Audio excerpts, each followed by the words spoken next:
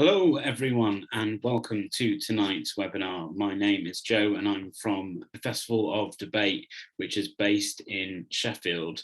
If you've not come across the Festival of Debate before, we are a platform for people to come together to discuss the key social, political, economical and environmental issues of the day. All our online events are free at the point of access, but if you're in a position to donate to support the work that we do, that would be much appreciated, and you can do so by visiting our website festivalofdebate.com, and you can see all of our upcoming events there, both in-person events coming up in Sheffield and further online events as part of our programme. I'm now very pleased to introduce Klina, who's going to briefly talk about Compass. So Compass, tonight's event is in association with Compass, both the national group and the local Compass Sheffield group as well. So thanks, Klina. Hey everybody, to those of us who are joining in Sheffield watching the event live, and to everyone else around the country.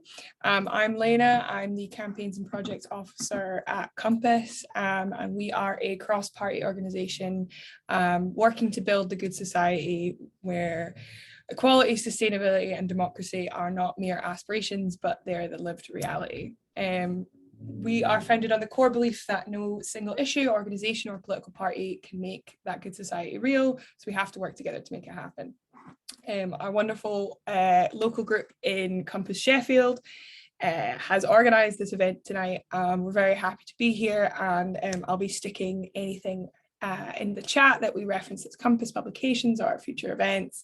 And yeah, if anybody does have any questions, feel free to stick some questions in the chat and I will be sitting in there and answering anything. But without further ado, I'm going to pass over to who you're really here to see, our panelists, and pass over first to Natalie Bennett. Thank you very much, Klina and Joe, and thank you everyone who's joining us this evening. I've done many Festival of Debate events, but I was at the Stop the Rot demonstration at the weekend, and there I was saying, as I often say, that to solve all of our other problems, what we really need is democracy, and ways of getting towards it is one of the things we're very much going to be focusing on tonight. So the title is Time to Get Serious About Tactical Voting. I may have some thoughts on that I might share at the end when we've heard from all of the other panellists. But just to note, so people know what's going to happen, what we're going to have is 3 speakers speaking for about 10 minutes each. And we have had a change of speaker due to unavoidable parliamentary events, something I know about all too well. But I'll explain that as we get along to it. So 10 minutes each, so there'll be plenty of time for Q&A and discussion at the end. What we're then going to have happening is continuing the discussion in Sheffield. This is a national event, and as I can see from the chat box already, we've got people joining us from all around the country. But the discussion will be held in a room in Sheffield. And this first part of this event will be recorded and will be available. So those of you who are commenting from around the country, one of the things you could do would be hold a similar local event, watch the recording of this debate and then have a local discussion. So that's something that's thought about to, I always believe in efficiency, and that would be a really efficient, good way to use this evening. That in Sheffield is a cross-party event, and I'll wave and say hi to all the people who I know, many of whom I know will be there tonight. And so this is, as I said, Festival of Debate. There's lots of other exciting things on the website, and I have to squeeze in here a little advert for myself on Friday night, because I've got an event called How Can We Eat and Live? Food, Climate and Health. And if you look at it at the moment, there are actually no speakers listed, but there are some absolutely brilliant speakers who will be added tonight when I get my act together and send them over to the Festival of Debate people. And food security and how we eat within a climate change world, and how we ensure the way we eat doesn't cause further climate and nature damage. They're big issues, so I hope some people here tonight might be able to join us on Friday as well. But without further ado, I always believe in short chair introductions. To explain the change in our panel, unfortunately, John Cruddas MP is not able to join us this evening, long-term Compass member and champion, because he's actually in the House with voting going on in the Queen's speech. And I do believe there may be something happening about the the proposed windfall tax, dirty profit tax on oil companies. So I think we can probably all agree, most of us, I think pretty well everyone on this call is going to agree that he needs to be in there putting in the word on that. So instead we have a great replacement, doesn't really deserve that title at all, really, but Klina Jordan, co-founder and co-director of Make Votes Matter, which is an organisation with an absolutely laser focus, which is to ensure that we have a parliament, a lower house that reflects the views of the people, i.e. is elected by proportional representation. I have to say that actually Klina this is the second time she's rescued me today. So I really appreciate the fact that she does an amazing job rounding up the parliamentarians who support her and Make Votes Matter as well. So without further ado, over to you, Klina. And I really look forward to hearing what you've got to say. Thanks very much. Thank you, Natalie. No, I don't think I've saved you at all. It's delightful to be in two events with you in one day. So yeah, thanks very much for that lovely intro. I'm Klina Jordan, co-chief exec at Make Votes Matter, and as Natalie says, basically we spearhead the national movement for proportional representation, which simply means that seats should match votes. That's how it works in most democracies. And when I talk about the national movement, that includes lots of other organisations who we work very closely with, like Compass, Unlock Democracy, the Electoral Reform Society, Labour for a New Democracy. There's a very long list, so I won't list them all. But I'm sure various of you are represented here, so welcome. First of all, I want to just say, we don't live in a democracy. This is a line of Natalie's as well. I think a voting system that can give wrong winner outcomes to elections just is not a democratic voting system. And that's happened a couple times in the last century in the UK. I think it was 51 and 74 or something like that. One time the Tories got more votes and Labour got in, and vice versa. And we're probably, many of us, aware of the presidential situations that happen in the US, where the person who gets fewer votes wins. So we really need to do something about this. Some other kind of quick stats, I don't want to bore you with too many stats, but a few stats about what's going on in the UK because of this first past the post voting system. In the last election in 2019, the Tories got 43% of the votes and they got an 80-seat majority.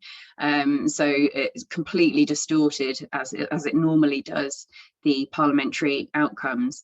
And in that election, 71% of votes were wasted, which means they didn't count towards the final outcome at all. Like, if those 71% of people hadn't turned up to vote, it wouldn't have made any difference. And that's not to discourage voting. We do absolutely need to vote, and we need to think and feel carefully about how we vote. A little bit about Make Votes Matter. We have an alliance for proportional representation that includes the organisations I mentioned before and many others, and some kind of civil society organisations, environmental organisations like Friends of the Earth, a whole load of parliamentarians. So we've got most of the parliamentary parties in the alliance. We don't have Labour and the Conservatives yet, but we do already have parliamentarians from both of those parties in the alliance. We've also got a whole load of celebrities. So one of the bits on the page on the website which tickles me the most is where we've got Noam Chomsky right next to Nigel Farage. So it's really across the whole spectrum. So we're not just about progressive politics, we're about everybody's voice being heard. A key thing to mention about the Alliance, in 2019, it launched the Good Systems Agreement, which specifies what good voting systems look like and how to get there. So it's basically distilled a lot of best practice from around the world. And we've got 10 principles like proportionality and accountability and local representation and so on. It also talks about the citizens having a leading part in choosing the voting system. So it's not the people who get voted in on the system that get to choose a system, because obviously there's a bit of conflict of interest there. Then the other kind of side to our work, in addition to the kind of the top level alliance building, is the grassroots action, and it all kind of marries together very nicely. We've got a big action, for example, coming up on the 11th of June, which will be a commemoration of the suffrage pilgrimage of 1913. And we've got events happening in different parts of the country. So yeah, if you're interested in electoral reform, do check that out and get involved. We've got various other events coming up, which I might flag to you later, but I'm aware of time, so I'll hurry on to the meat of the conversation that we're meant to be having now.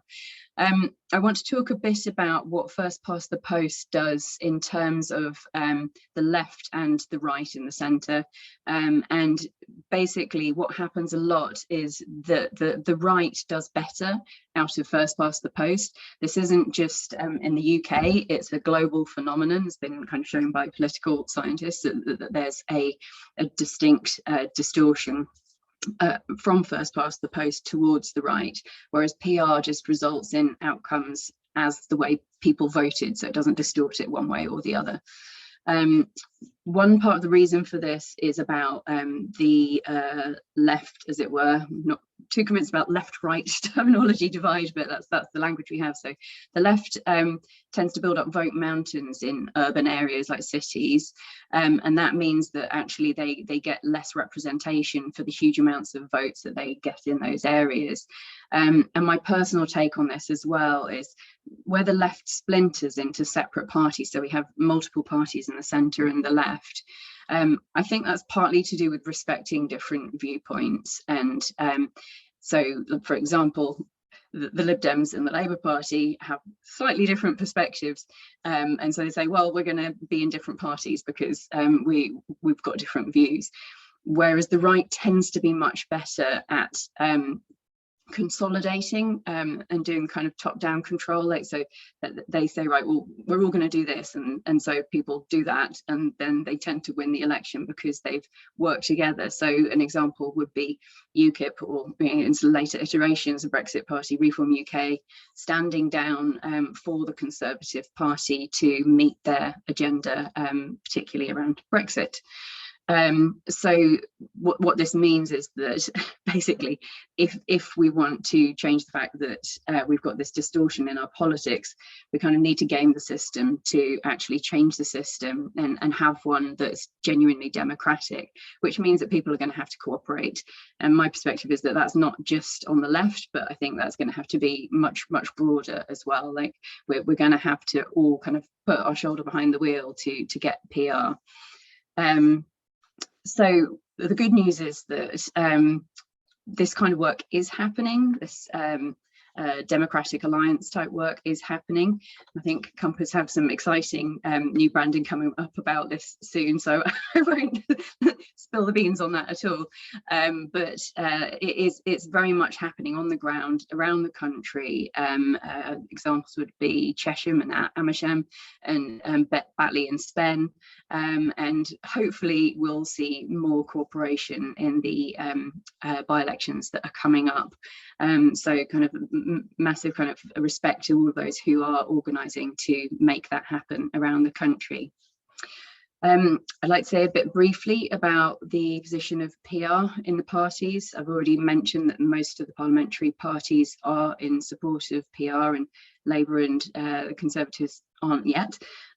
There is huge movement in Labour towards PR thanks to the work of Labour for a New Democracy. We're a member of the coalition, Labour for a New Democracy. And last year we came very close to getting a motion through at conference, with 80% of the constituency Labour Party delegates voting for the PR motion. Unfortunately, the unions weren't quite there yet. They didn't have the policy for it, so it didn't happen last year. But there's been shifts already in the unions, and hopefully more to come. So a significant one is Unite, of which I'm a member. So it was quite exciting to be at their conference last year, shortly after the Labour one, and for them to make policy for proportional representation, again thanks to the hard work of Labour for New Democracy and all of those involved. And I think there's really a very good chance it will get through conference this year. So then just next step, get it in the manifesto. And that obviously makes it much more possible for us to actually get to proportional representation, because we see the most obvious route, barring a mass rebellion, which I'm not seeing coming immediately about proportional representation, is for the parties who are in power, party or parties in power, to legislate for the change. So there's a lot of conversation happening about exactly what the route to that change should be. As I've mentioned, we think it should include citizens. There should be some deliberation involved, but the democracy sector is starting to work through all of that and think about how do we make sure that we do get there, because we might just have this one shot at it at the next election. And considering the climate crisis and other crises, we really don't have much time to get democracy so that the people get what they want. Most people want us to take urgent action on the climate crisis, and if we have government in power who isn't listening to what the people want, then that's not happening, basically. So just final word, more unites us than divides us, and that goes for really across the spectrum when it comes to wanting real democracy.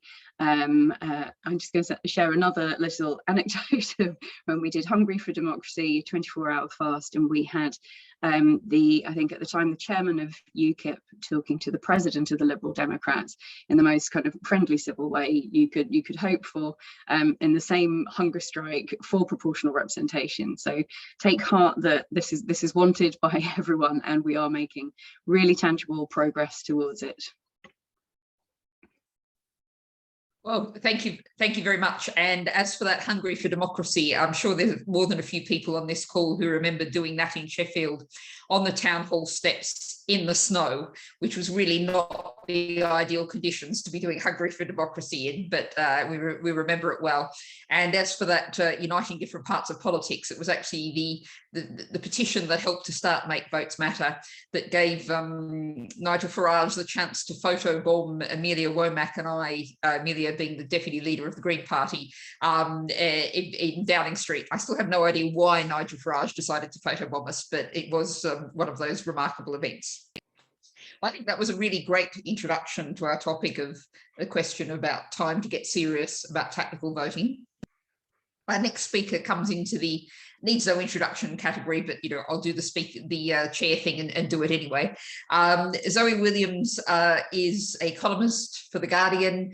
I would say possibly the most acerbic, the most laugh out, roll round and laugh uproariously and then want to cry because of the absurdities of our politics and our life that she's exposed and cut to the quick on. And I first really noticed her particularly doing that when she covered my visit to the annual horticultural day back in 2012 or 2013 when I was Green Party leader.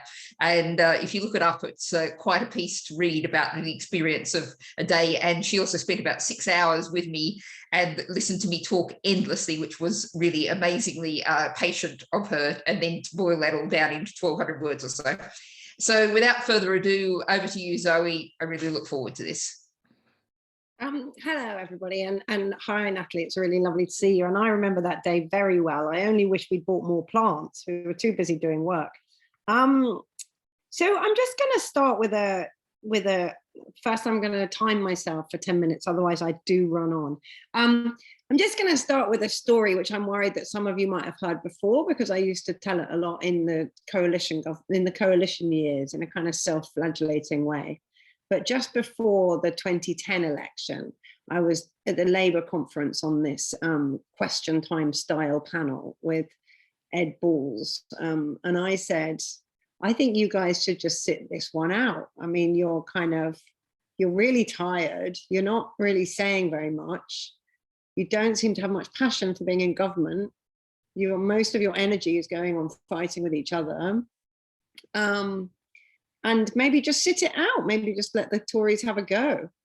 And Ed Balls went absolutely bananas. said, they will wreak devastation, not just on the country, but on people's lives, and those lives won't recover easily, and it will be socially horrible, and we'll be living in a place that we don't recognize and can't square with our consciences. And even though actually there was a genuine case that they'd sort of run out of steam, and most of their policy notions at that time, apart from the climate-based things, were to appease the Daily Mail, which just seemed to be getting angrier and angrier, he had nevertheless maintained that kind of fear and rage about conservatives, which to some idiots among us had lost. It was difficult. It was difficult to maintain a sense of indignation and anxiety around a party that had been in such disarray for so long that you couldn't really imagine who they even were. Now, even 2 years into the coalition government, we could see how true that was, how they were wreaking destruction on people's lives, and the callousness was really becoming clear. The rise of food banks was absolutely exponential at the start, and there did seem to be a kind of a real sort of institutional, general, public incomprehension of how to respond properly, how to respond morally to becoming a country in which people were reliant on, food handed out because their benefits were insufficient to buy it for themselves. That is a massive, massive leap from a social security net to no social security net. There's a huge difference between a state that will support you and a state that will just make sure that you don't starve. Now, as we've kind of moved into the Conservative government as of 2015, and of course the Boris Johnson government, as we've kind of processed Brexit, we can see that not only are those of us on the kind of the established left who maybe forgot how bad Tories were fully apprised now, but even very moderate figures, even members, quite significant numbers of members of the Tory party are really appalled, not just by the callousness with which this government treats its people, but by the cavalier way they treat the Constitution, the cavalier attitude to international trade, the kind of cheap rhetorical points, the sense of, this sense that there's no stopping them, actually, that you don't know how far Priti Patel would go to score a cheap point. You don't know whether she would literally install gunboats on the cliffs of Dover. You don't know how far Liz Truss would go to get some advantage or some imagined advantage. You don't know whether she would. It's impossible to fathom the depth of their ignorance and carelessness. And it's kind of frightening to consider that without any kind of muscular response to that, we are in the hands of people who lack a kind of basic sense of what a decent nation does, both within and without its own borders. So I think we're seeing, I'm certainly seeing everywhere, a kind of important shift towards, I can't think of anybody now, even on the right, who would defend Boris Johnson in whatever you want to call it, polite society. I can't think of anybody who would say this government is going well and these decisions are being made in the national interest and in a timely and competent way. And for all that you see the kind of polls only shift marginally from one week to the next, and and everybody on Twitter is like, why isn't Labour doing better? Why aren't they 20 points ahead? For all of those kind of spurts of outrage, which I can see the merit in, there is palpably, I think, a sense that nobody who thinks about politics anymore thinks that this is a kind of regular contest between mainstream left and mainstream right. A number of things have happened sequentially which make kind of internal sense, but make no sense at all to put up with from a government. So essentially, the terrible idea that was Brexit turned into the iteration of Brexit, which is itself terrible, and then elevated only people who agreed with Brexit, which elevated in its own right the people who hadn't thought things through, were acting in their own interests or in the interests of their major donors. And this is a disaster waiting to happen. I mean, in many ways, it's a disaster that's already happened, but there's no sense of hitting the bottom yet, as far as I can see. You might think that the misspent public funds on the COVID crisis, you might think that the cronyism, you might think that the corruption, you might think that the unparliamentary behavior, you might think that the dishonesty, you might think any of these things looks like the bottom, but I see no sign of hitting the bottom while you know, Jacob Rees-Mogg and Boris Johnson are occupying such a prominent part in our national life. And I think that requires a gear change in the way we talk about tactical voting and informal coalitions and informal electoral pacts. I think I remember in 2017 that there was like a really toxic conversation going on in a kind of Corbyn influencer back channel, where people were saying the best thing about tactical voting and the best thing about informal coalitions and local coalitions is that they really shaft the Greens. And it was like this incredibly cynical banking on the fact that everybody was so desperate not to have a Conservative government that the Labour would just win because it was the most powerful in that arena.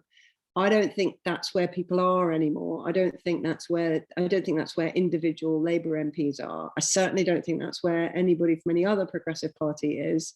I don't think people are cynical in that way anymore, because I think the kind of fear is real. And I don't think that's a melodramatic thing to say. The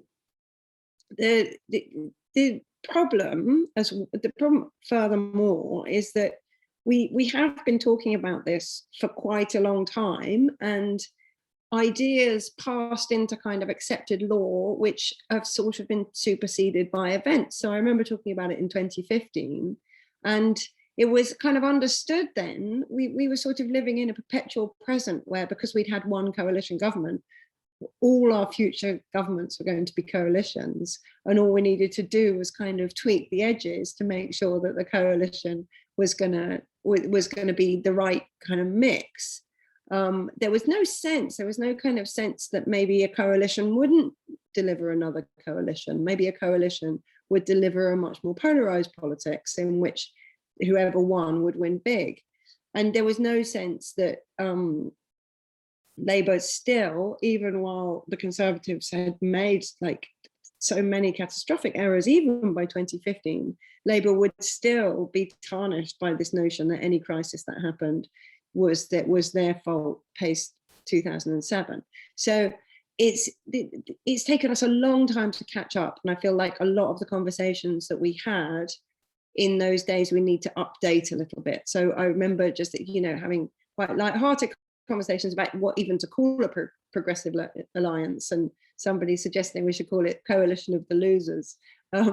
But within that tone, there was a sense that if you did an electoral stitch up from above, then people would feel shortchanged and have their nose put out of joint, and that wouldn't help. And there was furthermore a sense that Labour would never join any kind of coalition, any kind of progressive alliance rather, because it wasn't in their DNA. It wasn't, the Labour Party was kind of built to resist that kind of thing. And I think those things were true in 2017, and they were certainly true atmospherically in 2019 and in 2015, but I don't think any of those things are true now. I think when it was amusing in the local elections when the Tories fought a rearguard action at the last minute saying, look at all the seats in the north where the Lib Dems have stood aside, look at all the seats in the southwest where Labour councillors are not really pushing themselves. And they thought they were going to terrify the country with the spectre of this strategic alliance, but actually nobody was terrified by that spectre. Everybody, I think, expects major parties and minor parties and everybody expects everybody who opposes the Tories to cooperate in some way. And I think that's a kind of that's some catching up that we all need to do. We don't need to do this on the sly.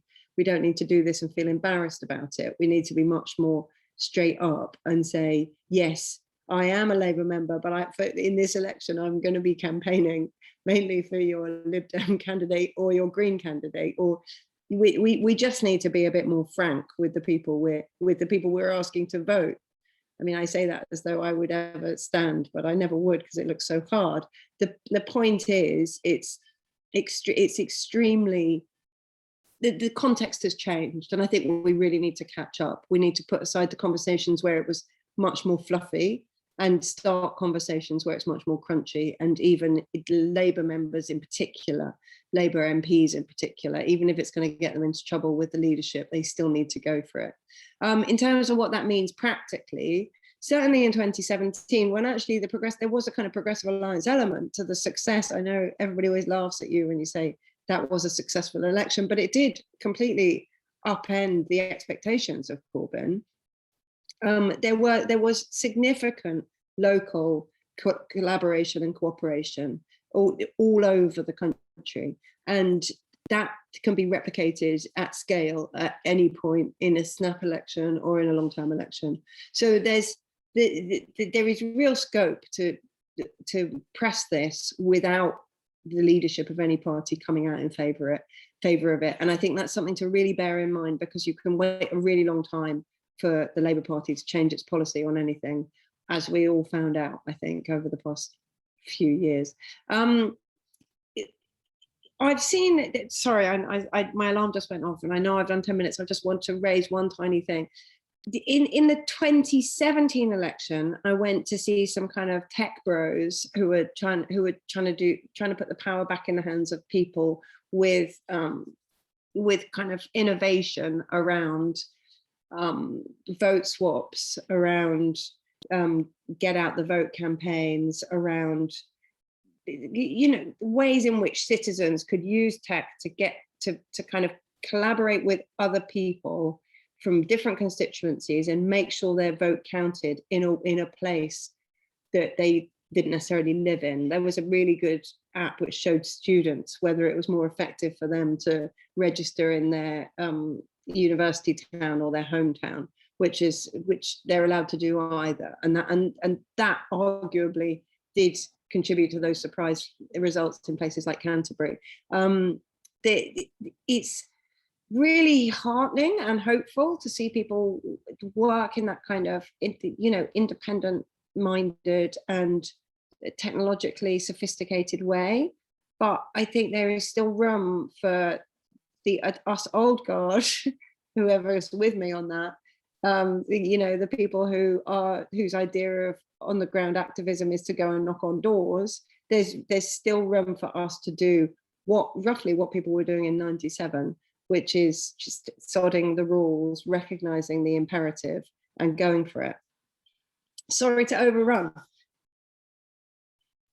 I think that was definitely worth it, and we don't mind at all. That was a very clear survey of the historical background and where it's got us today. And I think the phrase that this government is nowhere hitting bottom, I think, speaking as someone from the House of Lords looking at the 38 bills that they're coming towards us, including restrictions on protests, looking at how we've just passed through the police bill with its direct deliberate attacks on Gypsy, Roma and traveller people. We have a far right government now, and I don't think there's any argument about that. And we need to think very hard about how dangerous that is. And I can't really comment on the internal aspects of the Labour Party, but I think it is interesting that what we're seeing around the country, we haven't caught up since the most recent local elections, but before those, there were 16 local councils where Greens were part of various forms of rainbow coalitions. And so we don't find national media covering local councils very much in the UK. They don't really notice things outside the Westminster bubble. you are, Zoe, an honourable exception, but the lobby doesn't really actually get, much more than about sort of 500 metres from Westminster Tube Station. But out around the country, we're seeing all kinds of local innovation happening in councils that I think, really does create lots of potential models.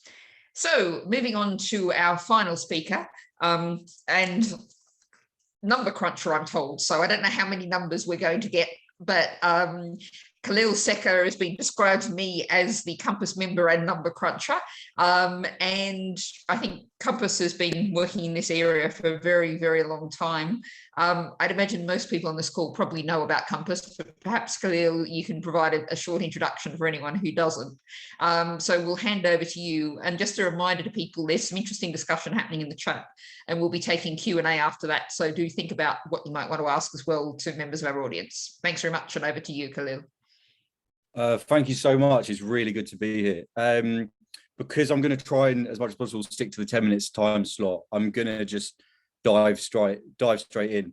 The previous two speakers outlined very, very eloquently exactly why a progressive alliance is so necessary. So I'm going to expand on what Zoe Williams mentioned towards the end of her talk about the practicalities of how we achieve that, the actual logistics. So I'm just going to share my screen. Oh, the host has disabled participant screen sharing. Would it be all right if I could please share some slides? Let's see if we can sort that out. I'm sure it might take a second or two, but see if we can sort that out along the way. So it's working now, Khalil. Lovely, thank you so much. Close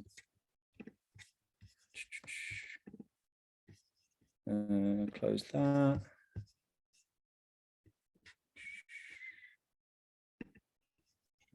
Okay, right, so the key barriers to a progressive alliance really is distrust. It's the fact that over the years there's been a lot of reasons for the main opposition parties to fall out with each other. Whether that be the Iraq War, austerity, Brexit, the Greens very magnanimously standing aside in many, many seats in 2017 and then not having that reciprocated. And then recent memories of online abuse in 2019, where that election got very nasty between particularly Labour and the Lib Dems, but just in general, it was a very hostile election. So we need the focus of this talk really, it'll be number crunching, but also it's about how do we build trust? How do we build mutual respect? How do we build a model that allows us to collaborate on a footing of equal respect? So moving on, sorry, my screen's frozen.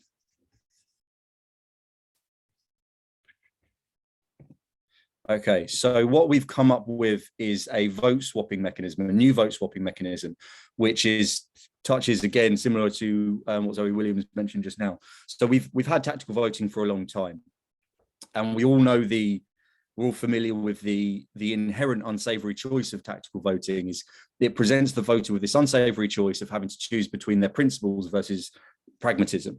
And similar stand asides, when a candidate magnanimously stands aside, it's a very unsavory choice for them because they've got to choose between their principles versus pragmatism. Vote swapping has been around for about the last 10-ish or so years, whereby it seeks to square that circle to avoid that standoff between pragmatism and principles. So, for example, a Green Party supporter in the Labour marginal of Coventry can pair up with a Labour Party supporter in Liverpool, and they can agree to swap votes. So in Liverpool, the voter would vote Green, and then in Coventry, the person would vote Labour. And then that way it maximizes the impact of the vote, but both people get to feel that they have voted with their values. It's a fantastic system. And in the last election, a few 100,000 people engaged on a website that enabled them to do that. The problem is that just on its own, it's not enough to beat the Tories. It's not enough to get rid of Boris Johnson and the whole lot of them. So we need to upscale it. So this is where partnered constituency vote swaps come in. So I'm just going to minimize that. So we've got Boris Johnson and we've got Dominic Raab. Both of them are in marginal constituencies. So Boris in Uxbridge, Dominic in Esher. And interestingly, the third place party in each seat got about 3,000 votes. That's really, really crucial. So if we can develop some sort of informal or formal or any sort of a relationship between the opposition parties in these two constituencies, and they agree on a one-off basis to swap their votes on a constituency-wide level, we can say goodbye to Boris Johnson and we can say goodbye to Dominic Raab. That's hugely powerful. This is very, very much within the realms of possibility in terms of the numbers. The barrier is building the trust and building that constructive relationship. That's the barrier. So the really crucial point here is that Labour and the Lib Dems would be taking power away from the Conservatives rather from each other. No votes are lost in a one-sided sacrifice. The vote share of each party remains broadly the same. So it's 3,000 for 3,000. It's a grassroots-led democratic model. It could only work from the bottom up, not from the top down. This has to be agreed locally by individual people in their communities. And each local constituency party, basically, this presentation is just intended to start a conversation. It's not intended to be like, it has to be this way, that way. It has to be formal, informal. I'm not here to say that. I'm here just to try to start a conversation about how we could maybe do this and how local leaders could start to implement and have these discussions. So 1 second. And I think I'm just going to touch on, I know that we've got people from all parties here tonight, but I just want to focus on Labour just for a moment, because as we saw in 2019, all of the opposition parties were very ready to take part in a progressive alliance, except the Labour Party, for reasons numerous and complicated. So I'm just going to focus here on Labour for a moment, because we need to finding a way to make it acceptable for Labour members and voters is the key for that last barrier. So 1 second. So the language of stand-asides in 2019 was really negative. It was Lib Dems shouting at a Labour candidate to stand down for them, and then Labour shouting at a Lib Dem candidate to vice versa, and it was all very negative.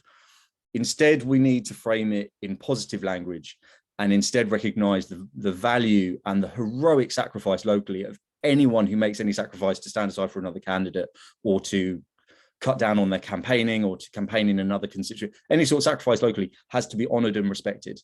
And I think the best historical comparison for this is Sympathy Strikes. So where one union goes on strike for another union, and in pursuit of a greater good, because they all have the same goal, they all have the same enemy, they all have the same opponent.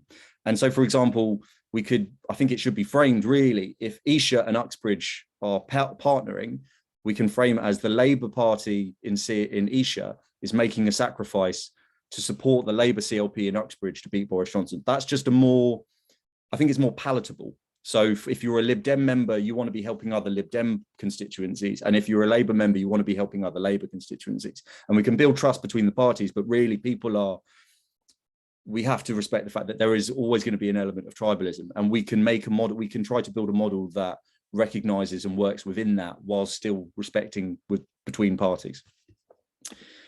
Moving on, we've got some other very, very big name Tories who could be toppled for this. So Ian Duncan Smith has made the lives of disabled people in this country just beyond appalling, and he needs to go. And he's in a very marginal seat. And if we manage to build a relationship between these two constituencies, 2,700 votes for 2,900 votes, we could say goodbye to Ian Duncan Smith and to another Tory MP. And over in Jacob Rees-Mogg in northeast Somerset, traditionally a Tory stronghold, but it's a blue wall seat which is looking increasingly threatened. And this is all based off of 2019 voting data. So if the third place party in northeast Somerset swaps votes with the third place party in Wimbledon, we can get rid of Jacob Rees-Mogg and another Tory MP. And again, Jeremy Hunt. So I'm a doctor, and Jeremy Hunt is very, very strongly disliked amongst doctors because he tried very, very hard to implement a very toxic contract, which meant that there was the first national strike of junior doctors ever in British history. And this is the man who's most likely to take over from Boris Johnson as Prime Minister if Boris Johnson get ousted. But if there is a vote swap of 4,000 for 4,000 votes, we can potentially say goodbye to Jeremy Hunt once and for all. And then there are loads and loads more pairings on a one-to-one basis. So 6,000 for 6,000, 9,000 for 9,000, 4,000 for 4,000, you know, et cetera, et cetera. You get the idea. The key issue here is that it's equivalent. It's numerically equivalent. So no party loses out. No party is being hard done by. It's a fair exchange. Every vote counts. You get the idea. One-for-one voting, one-for-one partnerships are not always possible, just numerically. So instead, you can do 1-for-3 partnerships, for example, in some places. So 10,000 for 10,000 when you add up different seats. When we take into account Plaid Cymru, we could do, for example, 1 for 6. And that way we keep the number, you know, it's 11,000 for 10,000. It's roughly equivalent. And every, you know, the vote share stays the same. The Green Party, and I am extremely aware that Natalie Bennett, who I've met on a previous occasion at Manchester, former leader of the Labour Party and now member of the House of Lords, is chairing this meeting. Green Party are such an essential component of this. Now, what I'm about to propose is possibly quite controversial, but I think it could be extremely powerful. So in the last election, basically in the run up to the next election, the 70 target seats that Labour is going to be attacking, they need to win a total of 2,233,000 votes. So just over 200,000 votes. The Green Party in those top 70 target seats got over 50,000 votes, which is about a quarter, it's 25%. So in other words, if the Greens stood down or sacrificed themselves in those 70 seats, Labour would be 25% of the way towards winning all those 70 seats and permanently removing and forcibly removing the Conservative government. Okay. And then looking at, one second.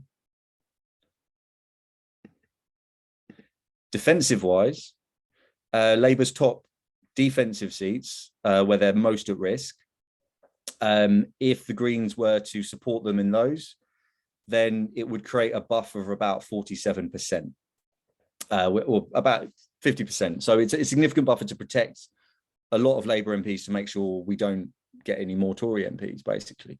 Now, that's a huge sacrifice. That's an absolutely enormous sacrifice. So I added it all up. This is where the number crunching comes in. So if you add up the Green Party's total number of votes in those 70 offensive and 35 defensive, it comes to 88,149. Now, in order to give like for like the same number of votes or roughly equivalent number of votes, Labour would need to stand down in a minimum of 6. So these are the constituencies where I just picked these because these were the constituencies where the Greens got the highest number of votes in each of these constituencies at the last election. It is not my place to say which seats should be agreed in any sort of deal. Like, that's not what I'm here to do. This is just an example to give you an idea that the Greens would need to be given an absolute bare minimum of 6 at clear runs at the Tories in order to make it an equivalent. You know, this is 88,000 for about 90,000 in a fair vote swap. But the details of it could be worked out. This is just introducing it as a possible option. And then, as the previous speakers alluded to, we need to focus on policy consensus. So we're very good at talking about what we disagree on, and we need to talk more about what we all agree on and what's not acceptable. So we need a Green New Deal. We need to tackle government corruption. Partygate is just the tip of the iceberg. The election bill I found that was put forward by Michael Gove was, I think, the most terrifying, because it sought to undermine the independence of the Electoral Commission, which just turns us that enormously weakens our democracy in a very direct way. And we need democratic reform and proportional representation. In terms of, so I realize I'm slightly running over time. Last slide. In terms of, I think we should seek to recruit allies. So there are 40 constituency Labour parties. Now, obviously, need cross-party working, but Labour is, as I say, the key group that I think we need to convince and bring on board. There are 40 CLPs who could sacrifice, and it would be an enormous sacrifice. It would be an enormous culture change. It would be historically unprecedented. But there are 40 who could sacrifice. There are 70, 80 CLPs in offensive marginals who could benefit. There are 30 to 40 Labour MPs defending very slim majorities, including Ed Miliband and Yvette Cooper in the shadow cabinet.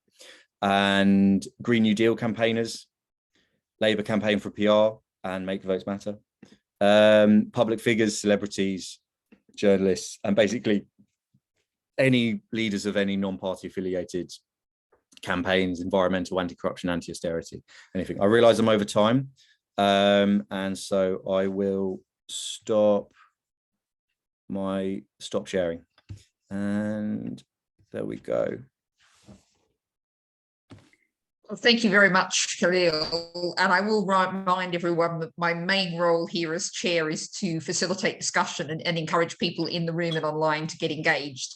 So just a reminder that we've got the Q&A there. I'm also picking up some points from the chat, but do feel free to put questions in the Q&A. And I think in the room in Sheffield, facilitators from Festival Debate will be putting questions in there.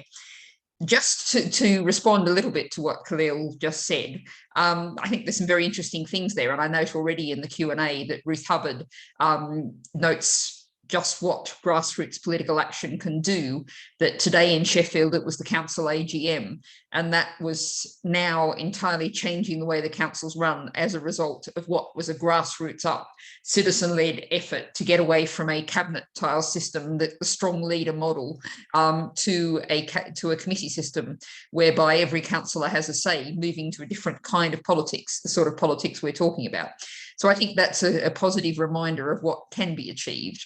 What I will just say in reaction to what Khalil just said is that I think we do have a big challenge, which is always a challenge in politics, which is not fighting the last election in this election. And one of the things that is happening a great deal in British politics is that we are seeing a real shift around, and we might see the kind of shift that happened decades ago in American politics, where essentially the Republicans and the Democrats changed sides, particularly on race issues.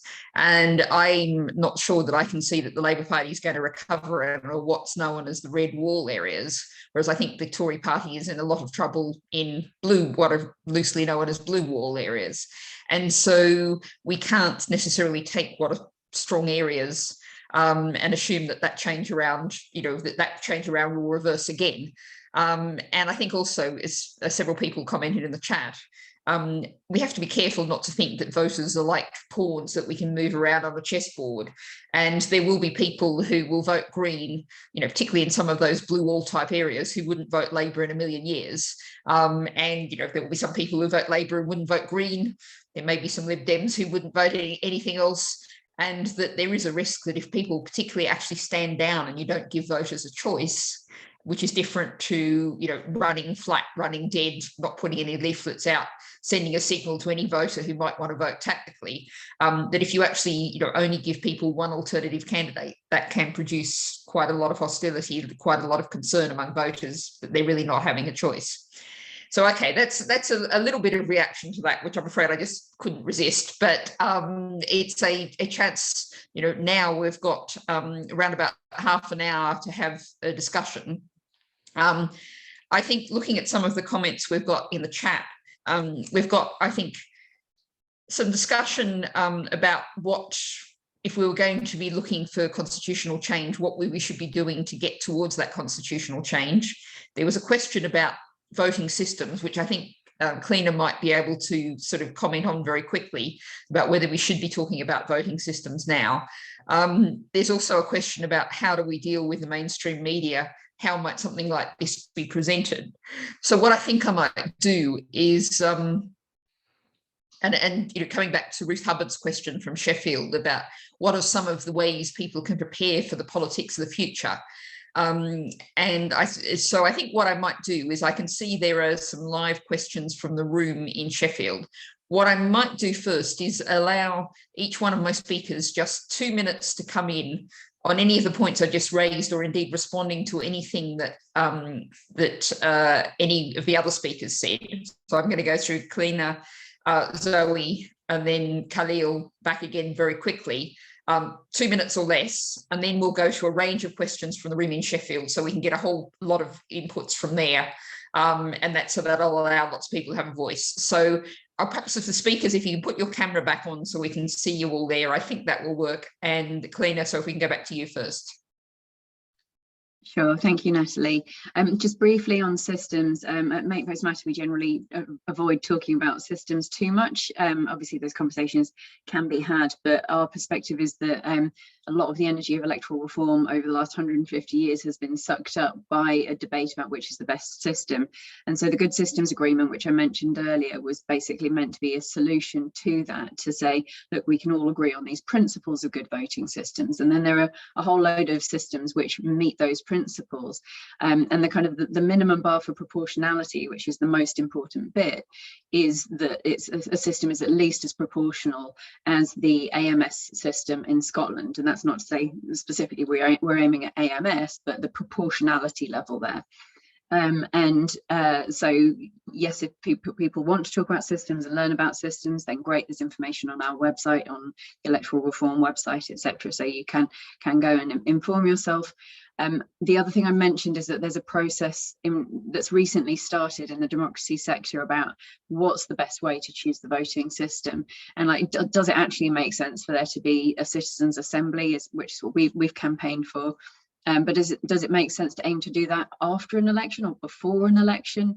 Do we need to have a backup plan? There's kind of this huge grid of different possibilities, so that needs to be thought through really carefully, because we need to make sure that whichever way we go, we don't end up kind of missing something and not getting what we want, or having a repeat of what happened in the coalition negotiations between the Conservatives and the Lib Dems, where we had an AV referendum which nobody wanted.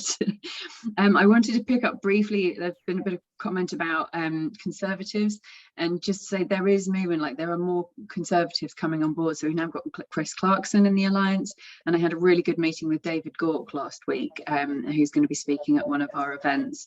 So I think there's a shift happening there, and David's perspective is that a lot of the Conservatives from his part of the party, as he would have put it, are very open to electoral reform, because they can see that what's currently happening is resulting in more extremist governments that aren't what most people want. And I loved Khalil's presentation, and just wanted to pick up, you mentioned a few options about how you can do democratic alliances and cooperation at elections. I just wanted to mention a couple of others in addition to those. Open primaries, I think, are really interesting. That could be a way of finding agreement locally. I'm kind of very much in agreement with others who've spoken that like this needs to be done locally for it to be democratically legitimate. You can't impose things top down. And another thing, I think having PR ratings, which we're planning to do at the next general election, will be really important. So we're not going to be going out and saying you should vote for this candidate, but we'll provide information on candidates, not just they like PR, they don't like PR, we don't really know, but actually making it more gradated. So somebody like Natalie Bennett, which, if she was standing for election, would get quite a high rating for how much she liked PR, for example. And somebody else who maybe just said they like PR once would have a somewhat lower rating.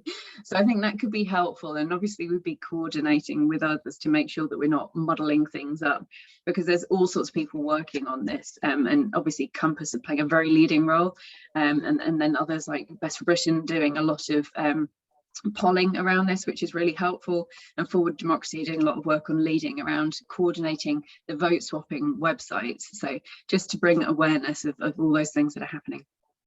Thanks very much. Zoe? Yeah, I'd like to pick up on this question of how to get the media on side, because I am interested in it. I mean, I've known it. So if you kind of just go through the history, basically, in '97, there was a huge amount of informal tactical voting to get Blair over the line. It turned out he didn't actually really need it, because he was already over. He was way past the line. The line was a dot to him. But it was because everybody was quite subtle and didn't shout that from the rooftops. I don't think the media ever kind of got an easy facility with how this might work and how it might work in the service of democracy rather than as a kind of inter-party stitch-up. And so they're very susceptible. The commentariat is very susceptible, or has historically been very susceptible, to arguments about stitch-ups, a kind of the kind of tang of dishonesty, the tang that you don't get your democratic say because somebody in a smoky room has already decided it for you. And if you look at attack ads like the chaos with Ed Miliband, I mean, everybody always laughs now at the kind of, I would have chosen chaos with Ed Miliband. But actually, another really strong prong of that attack campaign was Ed Miliband in Nicola Sturgeon's pocket, as though any sort of coalition, any sort of vote agreement would end up with one person who you didn't necessarily agree with holding an unwarranted amount of power. And so those are the two big arguments against tactical voting and progressive alliances. That you might end up with Natalie Bennett, say, having a lot of power over you when you're a Labour voter that aren't that interested in the climate. Now that's quite a weird argument now in this day and age. And B, that, I don't know, Caroline Lucas and Keir Starmer have some secretive thing going on that any kind of voter have no say over. And what I find with this kind of thing is that people, and this is as true for people answering a vox pop by the BBC in the street as it is for David Aronovich, like filing some copy right after Danny Finkelstein. Nobody wants to look stupid. Nobody, they're kind of journalism generally is very happy to take a contrarian position, but they don't want to look like an idiot. So as soon as there are kind of accepted truths, progressive alliances are bad for this reason, then it takes quite a lot before people will step outside that truth because they just don't want to look foolish. Now, so in fact, rather than kind of whine about how that's not true actually, and you've got much more to lose if from Boris Johnson just wholesale stealing the energy of Nigel Farage than you have from a kind of decent collaboration between a Green and a Labour CLP. I think Khalil's arguments will be much more attractive to any kind of journalistic analysis, because as soon as you kind of draw away from the cliches and get into the crunch of it, it is quite exciting, and it does sound very modern, and it sounds very applicable to now. And so, sorry, modern and applicable to now sound like the same thing, but they're not the same thing. Modern is, we're not fighting the 2019 election, we're not fighting the 2017 election, we're fighting this election. And applicable to now is, those arguments that were devised with Ed Miliband in Nicola Sturgeon's pocket, that wasn't for today. That just, and the kind of neologistic energy around the media will be receptive, I think, to a kind of, you don't have to think about this in terms of last century's arguments. You can think about this in terms of what constituency are you in and how can you get a kind of best deal for yourself. I would actually pitch this, if I were running it as a campaign for the media, I would pitch it like Money Saving Supermarket, and I would put Martin Lewis as its front man, because people want to feel smart and they want to feel like they've done their homework and they want to feel like they've got a deal that nobody else has got. So you get that, like, I mean, Martin Lewis wouldn't do it because he's a knob. I mean, he's nice, but he doesn't believe in politics. But you want the politics Martin Lewis standing on the website and saying, if you're smart, if you want a bargain, you're going to do this and you're going to find a vote swap in this constituency. And I think that would be major. I also think the attacks aren't going to stop. So you just have to live with it. There's some great tips in there, Zoe. Sorry, I just want to. I'm going to kind of stop you there because I'm going to. And I mean, that was one of the things that really surprised me and shocked me about the 2015 election was the attacks blatantly anti-Scottish racism, and I think that's something that in a future election people have got to be prepared to deal with. Khalil, if you could just sort of very briefly, anything you want to come back on that I want to go to. I'm hoping from the audience, yes, and someone's saying I should turn a light on. I'm going to nip off from my camera and sort that out in a second. But Khalil, if you've got any thoughts, and then we'll go to as many questions as we can fit in from the audience in Sheffield. Thanks very much. Thank you. I'll certainly be very brief. I realise we're tight for time. So just in response to the best argument, the best counter argument I've ever found, or the best criticism I've ever found to a progressive alliance is the very, very reasonable statement that voters don't like being treated as sheep, and they don't like the feeling of being manipulated, and that if you only stand one progressive candidate in a seat, it could majorly backfire. And you might not get, people might not vote the way that you might want them to vote, or expect them to vote. So in the chat box, I think that's a really valid argument. It's really important to consider that. And so there are two very good studies that look at exactly that question. So I've linked to them in the chat box. They're about the fifth one up. So one is an MRP poll that I think includes about 14,000 people. And then the other one is some data from Best for Britain that basically shows that the people who vote for progressive parties or for opposition parties, generally those votes will align. Not 100%, but for the vast majority. Enough to, even when the Tories are at the peak of their popularity. So we're talking, say, like spring of last year when Labour got crushed in the local elections and lost Hartlepool. Even at that point, if there'd been a snap general election then, and there'd also been a progressive alliance, the Tories would have been denied a majority. So I think it's a very valid argument, but the data for the moment says that a progressive alliance would work and that voters would align.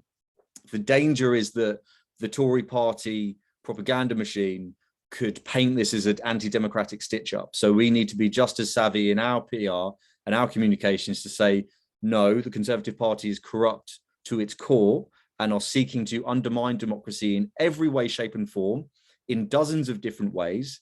And this is a one-off alliance of opposition parties to, in a pro-democracy way, to protect and to strengthen democracy and to tackle corruption. And I realise we're tight for time, so I'll leave it there.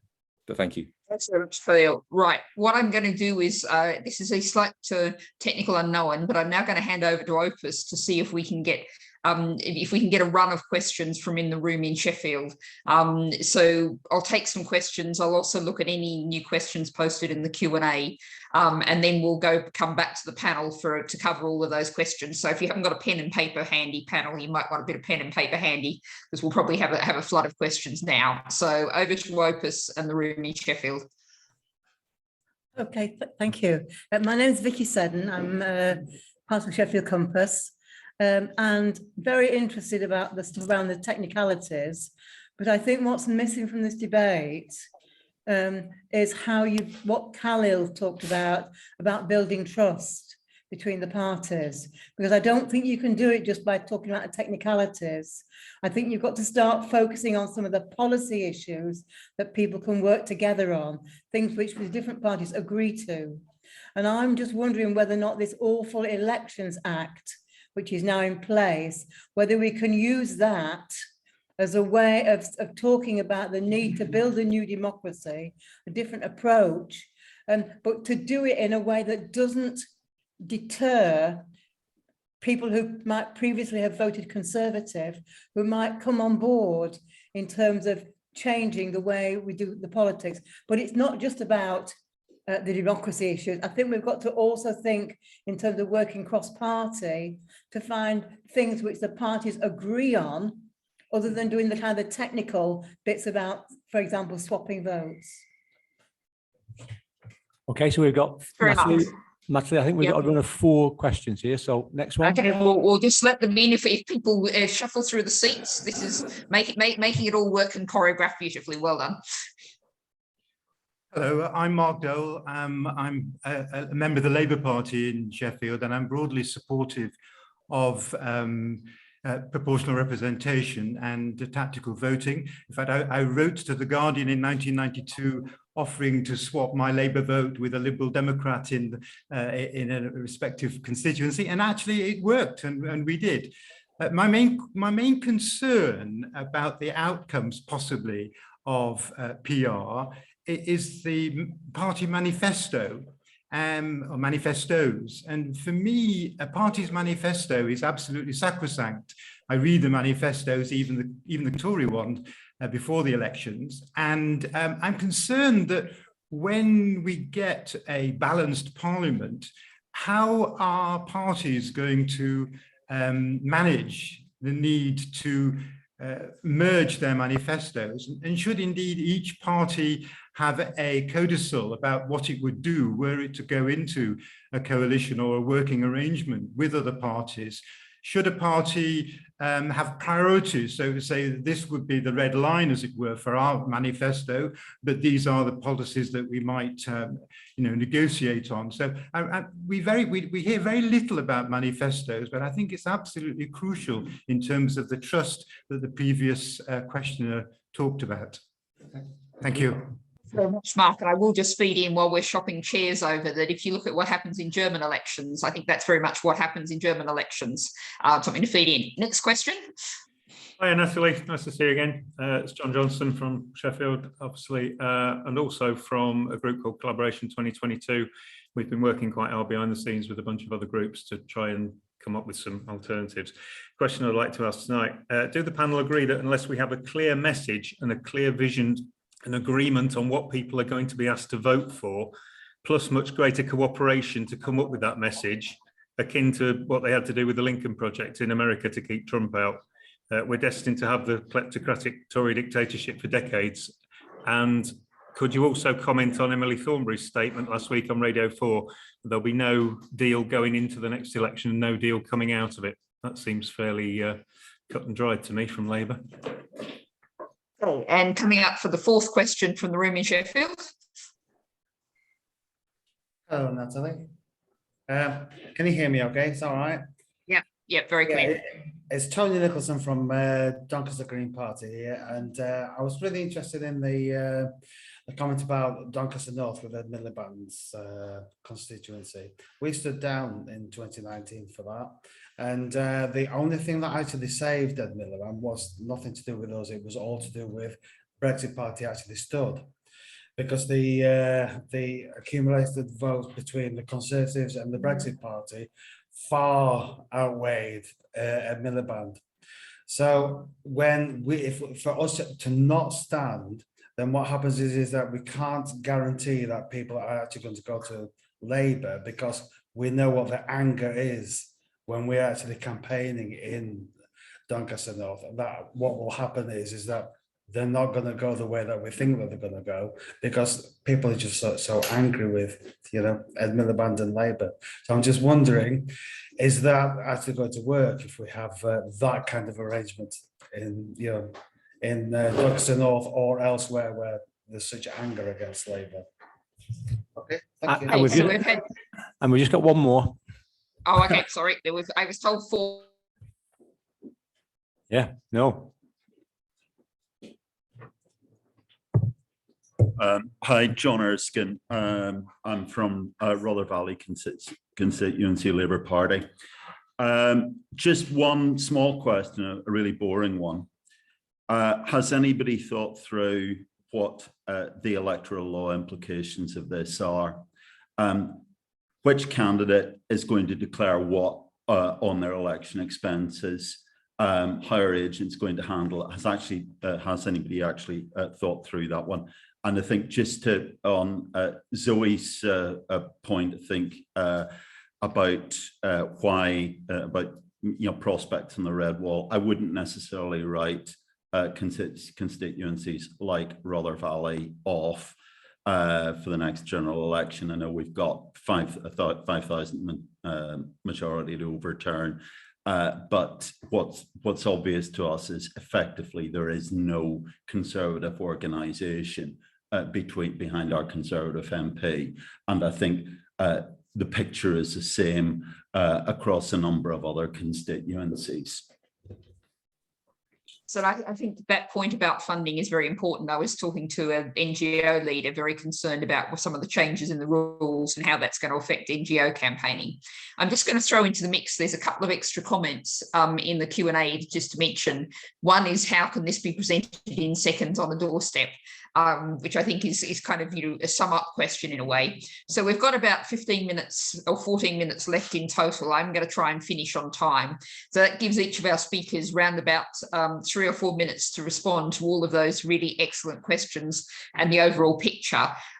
So what I might do actually is go in reverse order, sorry, just to shake things up a little bit, and go to you, Khalil, first if we can. Actually, then I might go to Klina and then Zoe, give you the last word on this. So Khalil, if you want to about 4 minutes or so to sort of sum up, answer some of those questions, sum up where we think we've got to in this discussion this evening.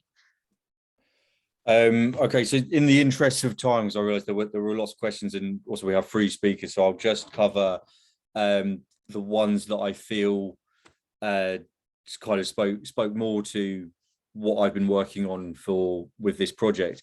The first question was about building trust and finding common issues like the Elections Act. Absolutely. So this is a possible technical way forward with vote swapping and partner constituencies vote swaps, but people need to be in it. Like, people need to really believe in it. And the only way I found the best way to kind of try to address some of the conflict and division in any organization is just to focus on what you can agree on and what you have in common. And things like the Elections Act and trying to tackle just the outrageous attacks on democracy and the outrageous corruption and some of the terrible things that are happening, focusing on those common areas is, I think, a very powerful way to build that trust and to build those relationships. Manifestos, whether or not there would be red lines, I'm going to be honest, I would be very surprised if there was ever a formal on the record deal between the Labour leadership and other parties.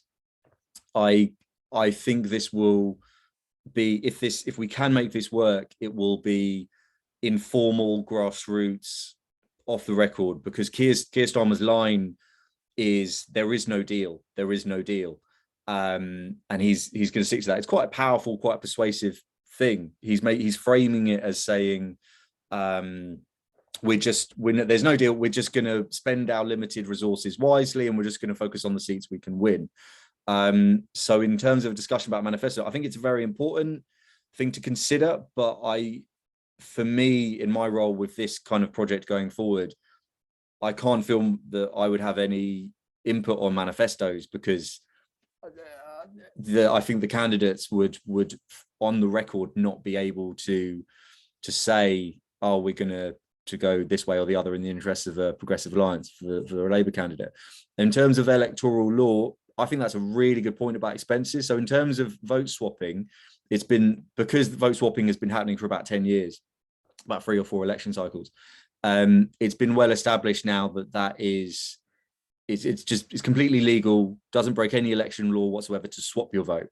But I think you raise a very, very good point about election expenses, and that the Tory party machine is very threatened by the idea of a progressive alliance, and they will come at it with everything they've got, and they will pull at any loose thread. So if we're even slightly off, if there is one penny that is not right on the ledgers and on the books about election expenses, they will drag us through the courts for years, and they will never stop talking about it. So we need to be completely upfront, legit, on the books about all election expenses. So I think that's a very, very good point to make. In the interest of time, I will now pipe down and be quiet and hand over to the other speakers.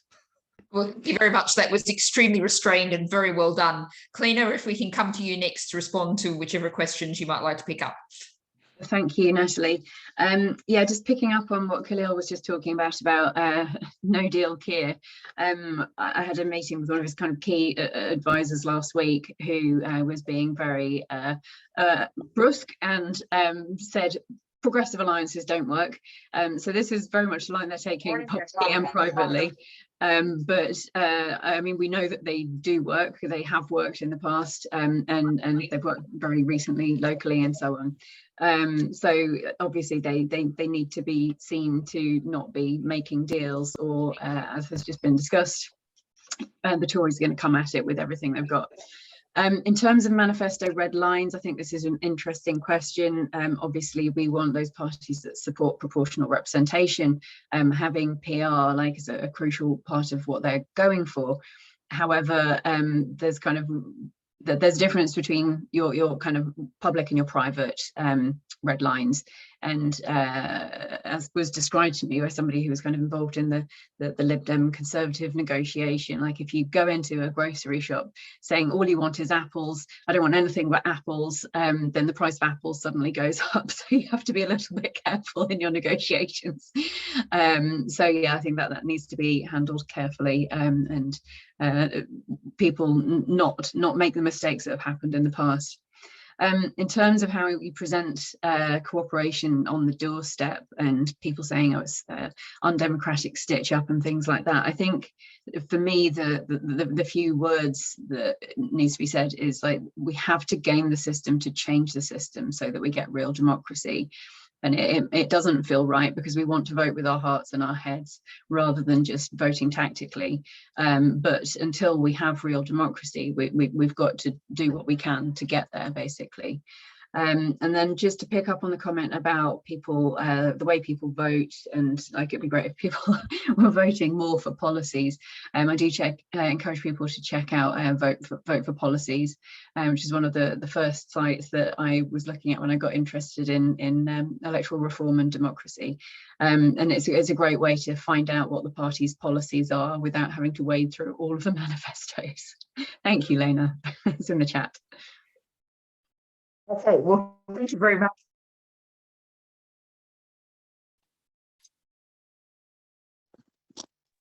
Okay, this is called my evening of technical challenges. Over to you, Zoe. Okay, I'm going to answer the questions in a completely random order, so you won't even know which question I'm answering, and I hope that's okay with everybody. I mean, this Thornbury thing, no deal going in, no deal coming out, I think she's an absolutely really perfect example of what I was talking about before. In fact, she's a perfect example of everybody I was talking about before. If I ever do this event or anything like it again, I'm going to go with the full-size model of Emily Thornbury, because she kind of unites both that institutional kind of Labour DNA, which is exactly the same as would lead somebody who's quite forward thinking like Lisa Nandy to completely reject open primaries. It's exactly the same thing as causes Keir's people to be so abrupt and rude. Exactly the same thing as makes Emily make these kind of daft binary statements, which is a kind of real sense that if they don't cleave to who they were in 1997, or for that matter 1926, then suddenly they're gonna forget who they are. They're gonna spin out of control. Now that it's not necessary. They don't need to be like that, and I think more and more of them are recognizing that they don't need to be like that. But I also think we need to kind of deploy some kind of psychotherapeutic way of talking to them, rather than going in like a classic, why won't you do this sensible thing? Because they're not going to do this sensible thing. They need to be spoken to as though you're their Jungian therapist, you know, like don't even address them directly on the matter. Avert your eyes from the matter, because ultimately, as we've established, I think this is going to be as much, if not way more, to do with grassroots and voter action than it is to do with party action. And the less often you kind of put them on the spot so they have to defy it, the less problematic it's going to be for them when they fall in behind it eventually. The electoral law implications made me smile because I had literally no idea. And that is something I will definitely look into in more depth. The anger against Labour, I think, ties back to the first question about building trust, and I think it's a legitimate framing for it. You know, this isn't random parties distrusting each other. This is all the parties distrusting the Labour Party for good reasons, because they don't do what they say they're going to do, and a lot of what they say they're going to do is actually quite bellicose, right? They will kind of happily swipe your Green New Deal idea for a laugh, and then the next thing you know, it's on the back burner. They will go in really hard on migrant rights, and then the next thing you know, they're against migrants, or they're failing to oppose anti-migrant debates in the Commons. There's a very real reason to be angry with Labour, which is that they suit themselves organisationally, and I'm a Labour member, for God's sake, so I'm not saying this to be mean. They suit themselves organisationally, and they do not think of the wider progressive cause, and it's absolutely infuriating. But really, I think the only argument against that is a kind of moral high ground argument. There was a really good piece in the New Yorker last week by David Remnick, who's always been a really kind of sober but quite trenchant anti-Trump voice, saying if Trump wins the next election, that it's legitimate to fear that will be the last free and fair election the US has. And I think we really need to start looking at it in those terms. We need to start, and this goes back to kind of how to explain it on the doorstep. If Boris Johnson wins another term, there is a good reason to suppose that will be the end of normal politics. If that's because we don't tackle climate change in time because he's off on some culture war, if that's because he's brought back the death penalty, if that's because he's made so many boundary changes that there is no prospect of a Conservative defeat, yada, yada, yada. If that's because everybody who used to protest is now in prison, it doesn't matter. The British politics as we know it will not survive another Boris Johnson prime ministership. And I think if you say that, people get it. There's no confusion in their mind, and they don't disbelieve you. They don't think you're being a hysterical lefty, because they can see already the unprecedented level of chaos and destruction he brings. Sorry, I'm now aware of time, and I'm going to stop.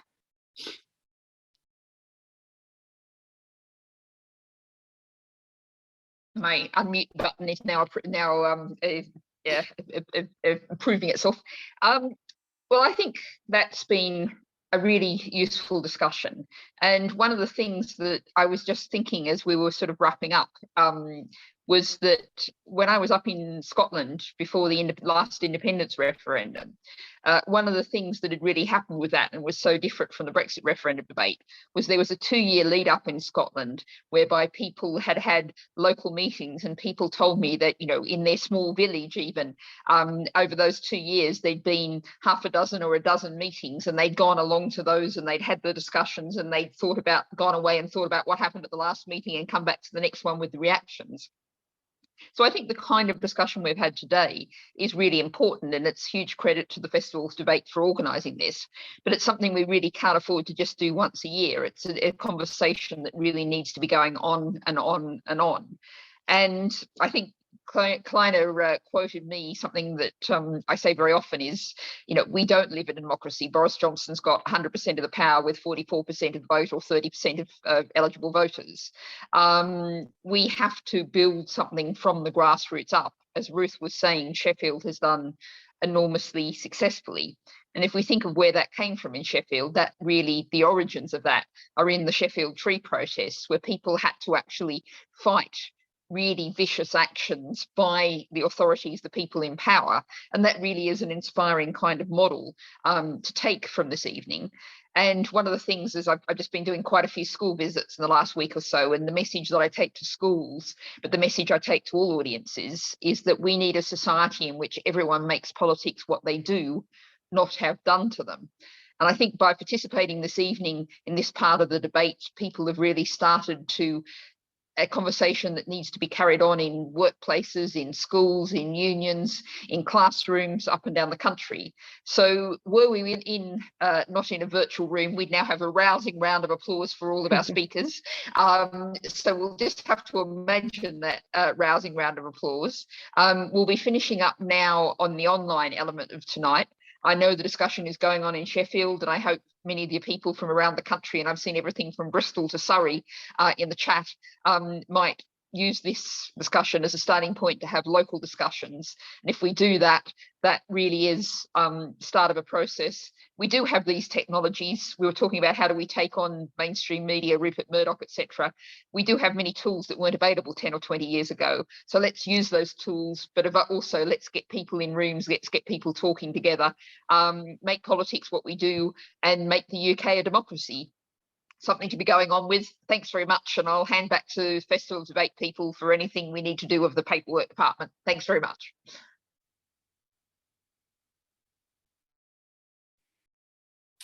Yeah, thank you very much, Natalie, and all of our guests tonight. Yeah, a final thank you from the Festival of Debate for everyone attending.